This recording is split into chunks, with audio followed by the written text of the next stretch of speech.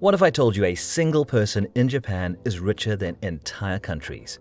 Tadashi Yanai quietly built a $47.1 billion fortune that makes most billionaires look broke.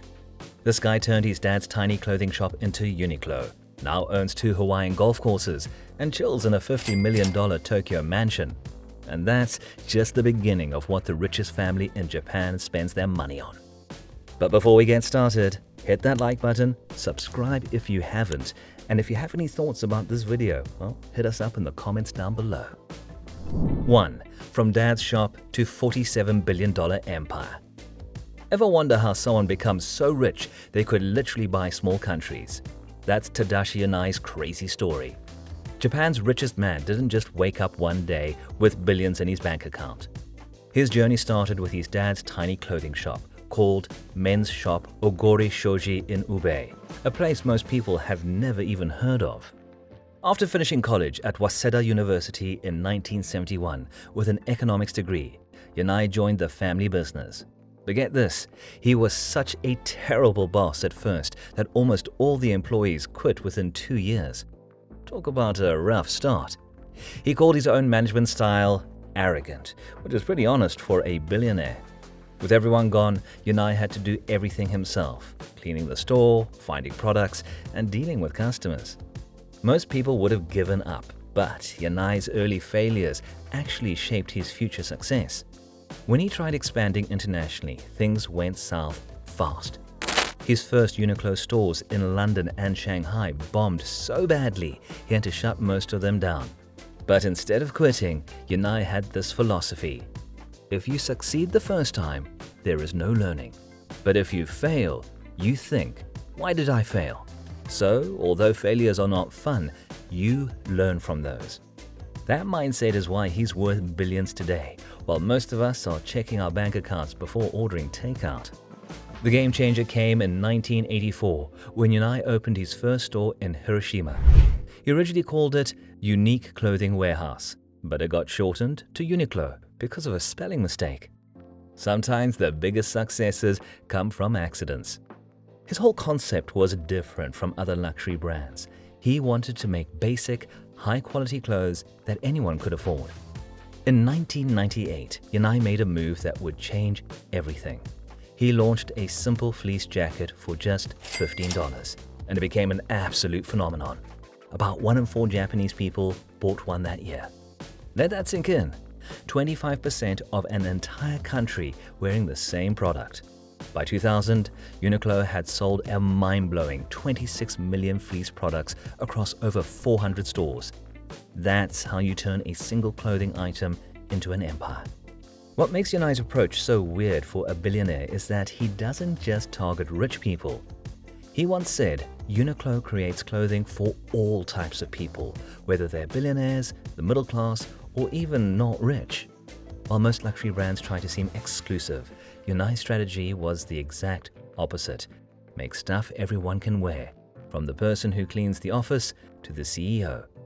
This inclusive approach put him in the same league as retail giants like H&M, Zara, and Gap, but with his own Japanese twist.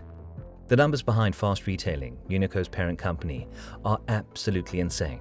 In the 2024 fiscal year, they reported 3.1 trillion yen in sales with profits of 500.9 billion yen.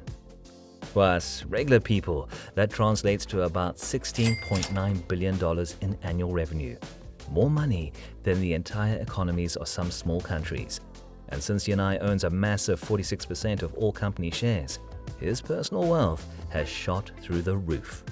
While most family businesses stay small or fail after the first generation, Yanai transformed his father's single clothing store into a global powerhouse with thousands of stores worldwide.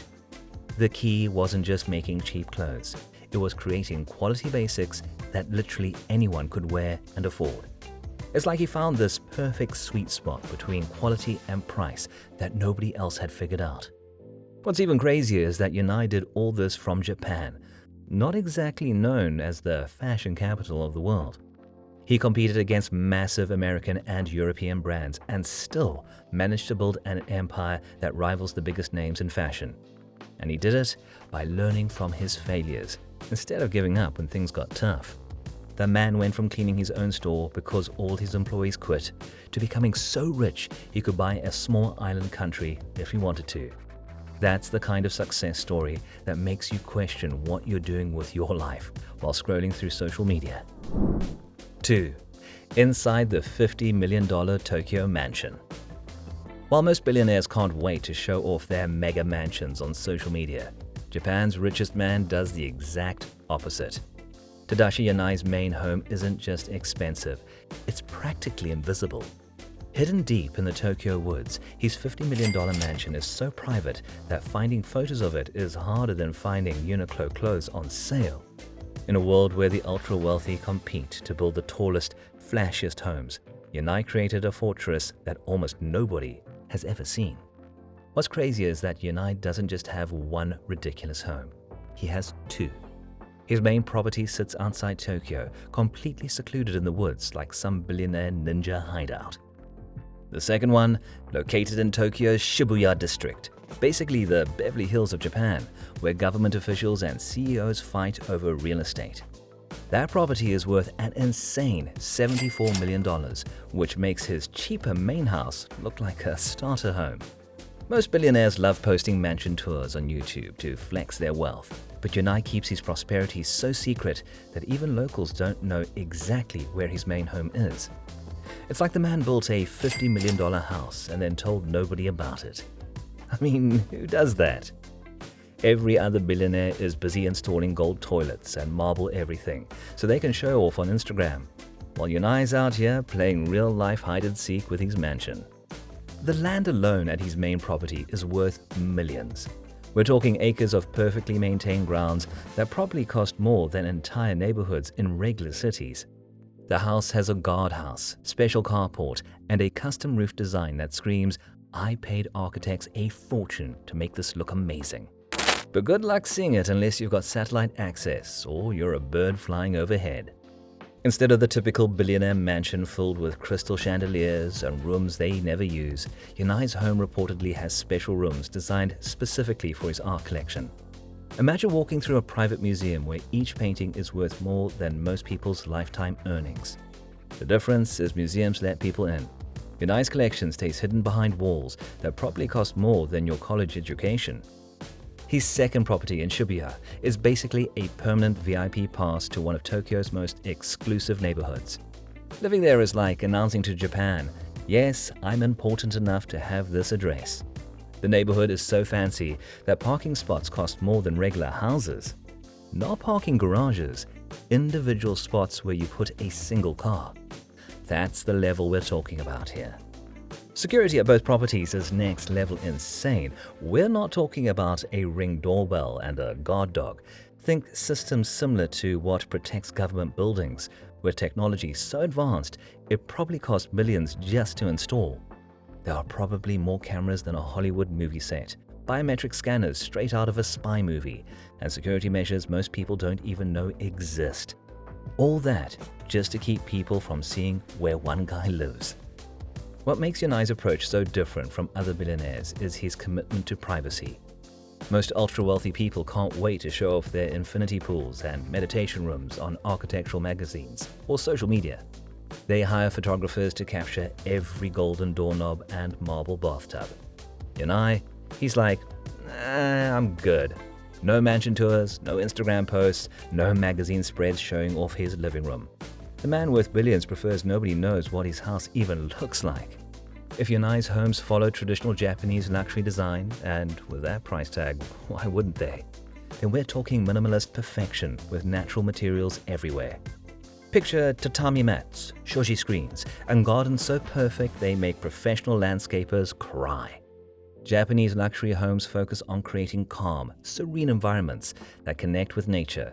Basically the opposite of the typical more gold equals more fancy approach most billionaires take. Imagine having a $50 million Zen garden where each rock probably costs more than a car. That's likely what Yanai has created. A perfect blend of modern luxury and traditional Japanese aesthetics that nobody gets to see except him and his closest circle. It's like he built paradise and then put a "no visitors" sign. 3. Hawaiian golf courses and luxury toys.